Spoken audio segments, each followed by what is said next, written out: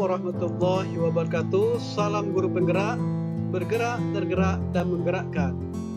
Kali ini kami dari kelompok 5 terdiri dari saya Afrizal, bertugas di SD 70 Bukit Murau 2.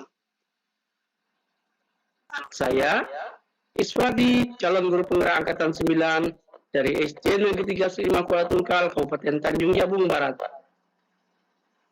Saya Evika Barus, calon guru penggerak angkatan 9 dari SMK Negeri 4 Tanjung Jabung Barat. Dan saya Amelia Kusumawati, CGP angkatan 9 dari SMP Negeri 36 Sarolangun. Akan mempraktekkan praktek coaching dengan berbagi tugas dan berganti tugas. Selamat menyaksikan.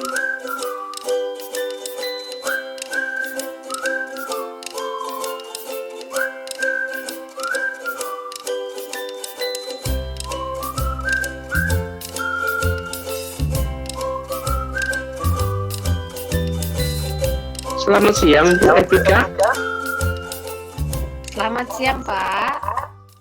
Wah, apa kabarnya Bu siang ini? Saya baik, Pak. Oh iya, Bu Evika, sesuai dengan janji kita bahwa kita akan melakukan coaching atas permintaan Ibu. Nah, sebelum kita melakukan coaching, sebagai awal saya ingin menanyakan beberapa pertanyaan kepada Bu Evika ya Bu. Siap, Pak. Siap. Baik, yang pertama Ibu, saya akan mendiskusikan tentang rubrik penilaian. Ini sangat penting untuk kita bicarakan Ibu. Pada kesempatan ini saya akan menilai coach dan coaching. Apakah sudah sesuai dengan alur kita atau belum? Atau masih ada yang perlu ditingkatkan? Kemudian saya juga akan menilai bagaimana Ibu memberikan pertanyaan berbobot pada coach dan bagaimana coach merespon dari pertanyaan Ibu. Dan jangan lupa, semua itu disesuaikan dengan prinsip coaching, kemitraan, proses kreatif, dan memaksimalkan potensi.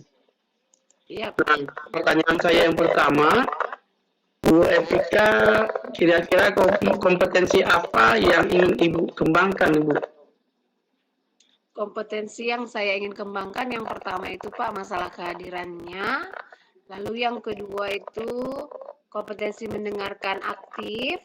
Lalu yang berikutnya kompetensi mengajukan pertanyaan yang berbobot, Pak. Baik, dari ketiga kompetensi itu Bu Evika, kompetensi manakah yang akan Ibu kembangkan secara spesifik dan ingin Ibu observasi, Bu? Nah, yang paling saya ingin kembangkan dari ketiga hal tersebut, Pak, itu yang pertama adalah kompetensi yang secara spesifik tentang yang mendengarkan, lalu tentang pertanyaan yang berbobot, Pak. Baik, Evika, kemudian indikator yang bagaimana nih yang Ibu inginkan dalam proses coaching saat ini, Bu? Saya ingin coaching saya kali ini, Pak, bisa menemukan solusi dari permasalahan yang ada dan menemukan langkah-langkah dalam mengatasi permasalahan tersebut, Pak. Oke, Bu Evika.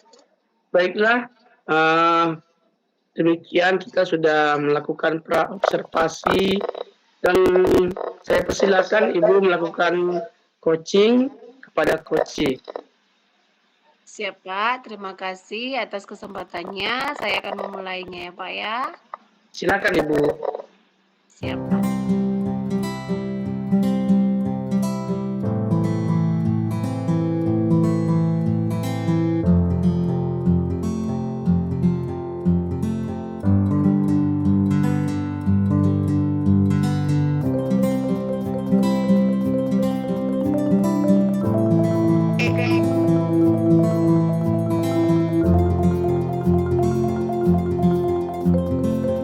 Selamat pagi Ibu. Apakah Ibu mempunyai waktu luang untuk hari ini? Selamat pagi juga, Pak. Ada apa, Pak ya? Saya lihat sepertinya Bapak agak murung nih, tidak bersemangat seperti biasanya. Bagaimana, Pak? Ada yang bisa saya bantu? Gini Bu, mohon maaf ya Bu, saya jadinya mengganggu waktunya Ibu. Oh, tidak, Pak. Tidak apa-apa. Begini Bu, saya mau curhat tentang masalah saya. Apakah Ibu bisa membantu saya? Dengan senang hati, Pak. Kira-kira apa yang bisa saya bantu ya, Pak ya?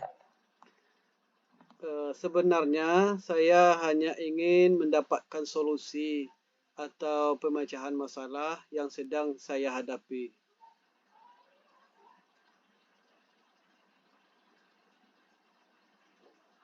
Masalahnya apa ya, Pak? Coba Bapak ceritakan apa yang sedang Bapak rasakan. Mungkin saya bisa bantu. Begini Bu, Ibu ingat atau tidak ya, beberapa hari yang lalu ada pengawas melakukan supervisi di kelas. Waktu supervisi, saya mendapat teguran dari pengawas. Waduh, bagaimana bisa ya, Pak? Lalu apa yang membuat Bapak mendapat teguran dari pengawas?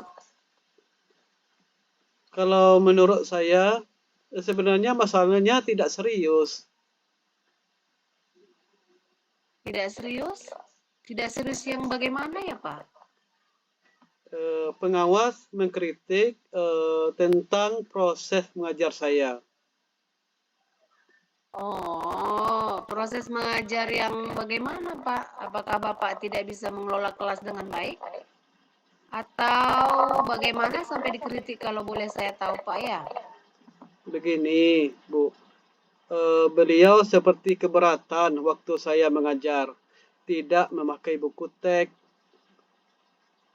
Oh, lalu bagaimana tanggapan Bapak dengan respon dari pengawas tersebut? Sebenarnya atau sejujurnya menyampaikan kepada beliau kalau selama ini saya mengajar, saya menggunakan berbagai sumber, bisa dari buku referensi perpustakaan, yang penting mengacu pada kurikulum. Ketika saya sampaikan seperti itu, malah beliau merasa tersinggung. Oh, jadi masalahnya gitu. Kalau begitu, saya tanya Bapak dulu. Selama ini apa yang Bapak lakukan dalam proses belajar mengajar? Seperti yang saya ceritakan tadi, Bu, saya menggunakan berbagai sumber dari buku di perpustakaan, mengajak siswa untuk menonton video, menayangkan video-video pembelajaran yang interaktif dan menyenangkan. Apa Bapak tidak menggunakan buku teks? Ya, kalau menurut saya, sumber belajar kan yang saya gunakan ini sudah memudahkan siswa. Siswa juga termotivasi dan mengacu pada kurikulum. Sebenarnya sudah bagus ya Pak ya. Lalu bagaimana hasilnya saat Bapak mengajar menggunakan sumber belajar tersebut? Seperti yang kita tahu, karakter siswa itu kan berbeda-beda, Pak. Dan belajar pun berbeda-beda. Wah, betul juga Ibu. Kenapa saya tidak kepikiran ke sana ya? Selama ini ada beberapa siswa yang hasilnya masih kurang maksimal. Nah, itulah Pak pentingnya buku teks sebagai sumber belajar. Mungkin harapan dari pengawas kemarin adalah seperti itu Pak, supaya Bapak menggunakan sumber belajar dengan buku teks juga. Saya pikir ada benarnya juga ya Bu. Iya, setelah Bapak bercerita, sekarang gimana perasaan Bapak? Terus terang, beberapa hari ini saya merasa kurang nyaman.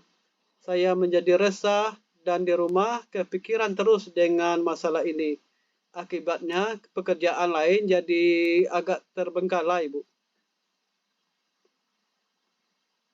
Lalu apa yang membuat Bapak merasa tidak nyaman selama ini? Sebetulnya yang membuat saya resah dan tidak nyaman karena Bapak pengawas ini menyampaikan hal tersebut kepada kepala sekolah. Saya takut nanti akan jadi masalah di kemudian hari. Jika saya dapat menyimpulkan yang membuat Bapak merasa tidak nyaman itu sebenarnya adalah saat supervisi itu. Karena Bapak tidak menggunakan buku teks sebagai sumber belajar dan dan ketika pengawas memperingatkan, Bapak memberikan argumen sehingga hal itu membuat pengawas merasa tersinggung lalu menyampaikannya kepada kepala sekolah. Iya, Bu. Kira-kira saya akan dipanggil dan ditegur kepala sekolah atau tidak ya, Bu? Kalau menurut saya, untuk masalah ini Bapak bisa merefleksikan sendiri. Jika ditegur oleh kepala, harus siap menjelaskan masalah yang sebenarnya terjadi. Dan pasti beliau akan menyampaikan hal-hal positif sehingga menambah semangat Bapak dalam mengajar. Mudah-mudahan ya, Bu. Ya, dari apa yang sudah Bapak sampaikan, apa rencana Bapak ke depannya? Saya berniat menemui beliau untuk membicarakan hal ini.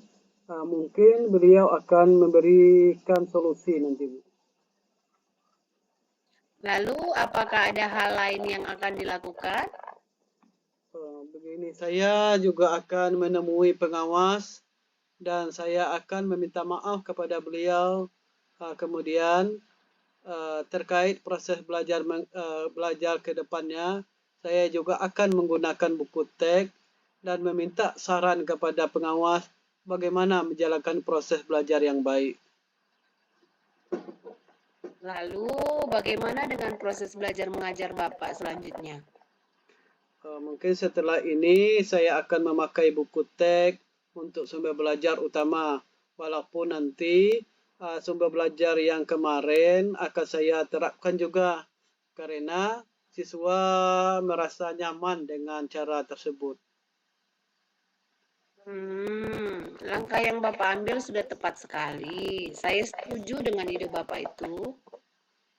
Syukurlah sekarang saya merasa lega karena jujur saya takut mengambil langkah dalam menyelesaikan hal ini. Apalagi sudah berurusan dengan atasan kita. Agak khawatir, takutnya salah langkah. Syukurlah Bapak sudah merasa lega. Lalu dari yang sudah Bapak rencanakan tadi, komitmen apa yang akan Bapak lakukan untuk menjalankan rencana itu? Untuk hal itu, dalam proses belajar mengajar saya akan mengacu pada kurikulum, kemudian mematuhi aturan-aturan yang ada, termasuk aturan dari pengawas tentang penggunaan buku teks. Lalu, dukungan apa yang dibutuhkan Bapak untuk melakukan komitmen tersebut? Itu juga masih dalam pikiran, Bu. Mungkin saya akan mencoba berkomunikasi dengan teman guru serumpun mata pelajaran dengan saya. Jadi kami bisa sama-sama saling mengingatkan. Itu ide yang bagus sekali, Pak. Semoga dapat segera terselesaikan dan Bapak dapat bekerja dengan suasana hati yang tenang tanpa dihantui rasa tidak nyaman ya, Pak. Amin. Terima kasih banyak Ibu untuk waktunya mendengarkan keluh kesah saya. Sekarang saya merasa sedikit lega. Semoga kita nanti menjadi guru-guru yang bisa memberikan teladan yang baik untuk siswa kita. Amin, amin. Sama-sama ya, Pak. Maaf Bu, kebetulan saya ada janji dengan siswa untuk mengumpulkan tugas. Saya pamit ke ruangan saya. Iya, Pak, silakan. Ya, terima kasih. Salam sehat dan salam bahagia, Ibu. Sama-sama, Pak. Terima kasih kembali ya, Pak.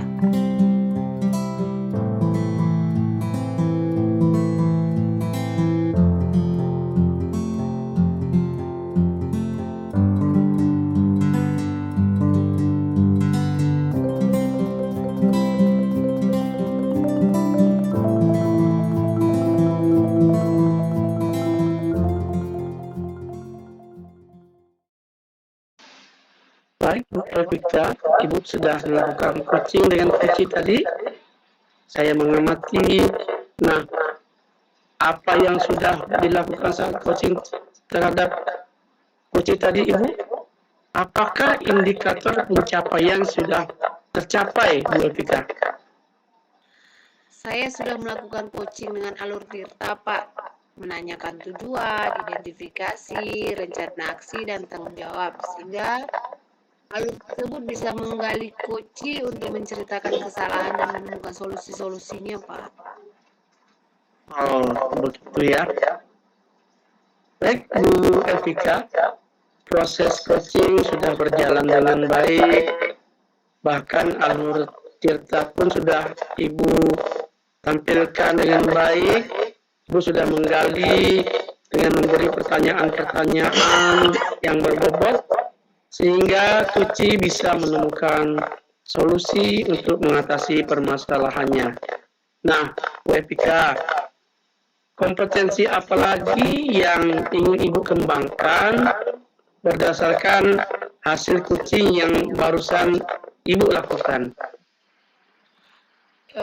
Ini Pak, kompetensi yang ingin dikembangkan oleh saya setelah ini adalah dengan cara lebih memahami lagi proses Tirta, sehingga nanti kalau saya ada lagi coaching yang berikutnya itu dapat melakukannya dengan lebih baik lagi, Pak.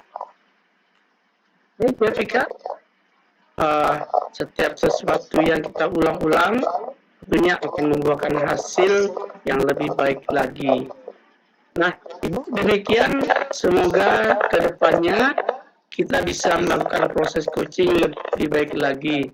Terima kasih Ibu, selamat siang dan minta izin untuk kembali melaksanakan tugas Bu Rafika. Baik Pak, terima kasih, selamat siang.